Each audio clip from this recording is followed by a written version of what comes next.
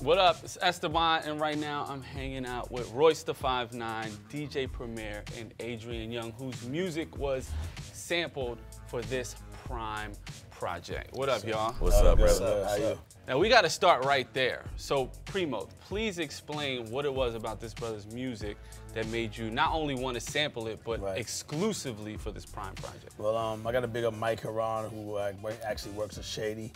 He came up with the idea to make it a Slaughterhouse EP. He said, you know, the idea was to do a 5-song EP with Adrian Younge's music. And at first I was like, well, why can't I just do it the way I do it? Right. Which is digging for all kinds of various records to make beats. He was like, well, just to do something different. And I was already hip to Adrian because of the Ghostface project that he had done. And I do an independent radio show, so I had already been playing cuts from that album. But I didn't even know who Adrian was at that time until I heard the Ghostface album. Then Black Dynamite, the film, I was into that, but I didn't even check the credits of who did the music until later.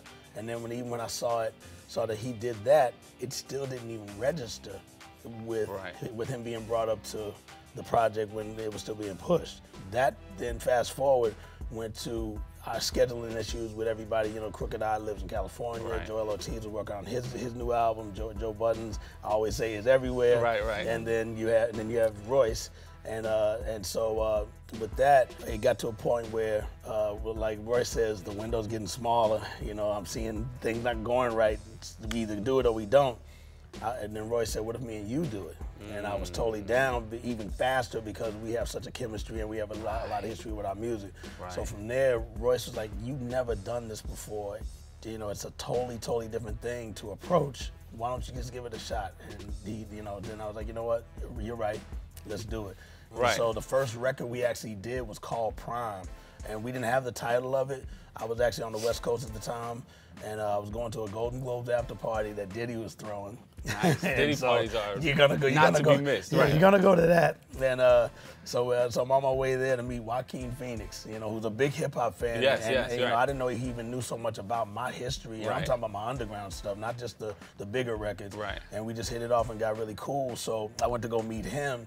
And right before I left, I'm calling my manager and my tour manager. I'm like, hey, I'm going to this party. And my phone goes off with an email from Royce with the first beat, with his vocals on it. And in the hook, he kept saying PRhyme, I'm in my permanent PRhyme. And just the way it just stuck, I was like, well, okay, let me mark that down, because it didn't have a title. It just said first track vocals. So I just wrote PRhyme, P-R-I-M-E.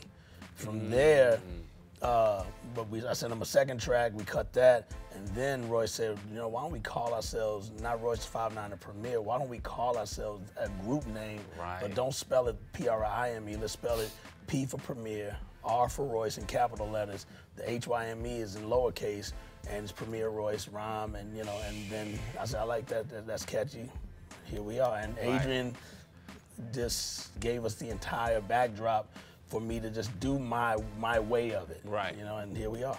We got to talk about that backdrop, because your catalog is so all over the place. Was it as simple as you drop off the catalog, step back, or did you guys actually interact much? It was as simple as me dropping the catalog and just, because there's no reason for me to put input in. I mean, because I refer to these two individuals as master classmen. I mean, they understand their craft, so all I gotta do is provide. Because the source material I created was through the scope that pioneers like a RZA or like a Primo created for us to understand the source material, which is music created between 68 to 73. So they showed us how to look at that break. They showed us how to analyze that break. So with my recording techniques and compositional perspectives, I go back, use that kind of music as inspiration to make modern music through the scopes that these people created. And then I'm giving him this source material that is a little more focused and refined based on that break. Now, instead of him just finding the break and just looping the break, he's gonna look at it and go to the edge of the break and take a piece from the end and do all this crazy stuff that just like messed me up, you know what I'm saying? So like there's no reason for me to give any direction, because his job is always to exceed expectations, not just meet expectations. And that's what they both did on this project. And all of this happened before you even got to it. These dudes were cooking up. So how are you receiving the music? Obviously, you guys weren't able to be in the studio together every single time. Well, Adrian actually gave both of us the whole catalog. I always like to say that Adrian walks around 24 hours a day with a full orchestra in his head, right? Like all the time. So he's building all of the music from the first kick, snare, guitar string. He gives PRhyme the whole thing. He gives me the whole thing, and I might call PRhyme and say, "Yo, can you skip to 130 on this one song, and just listen to this little piece and tell me what you think about it." I don't know what PRhyme's gonna do with it. Right. It's still a mystery of what's gonna happen, and then I get this mysterious email, and then we also, it's nothing for me to travel out here, and we get in the studio together. Right. So we did more than half of it together. Nice.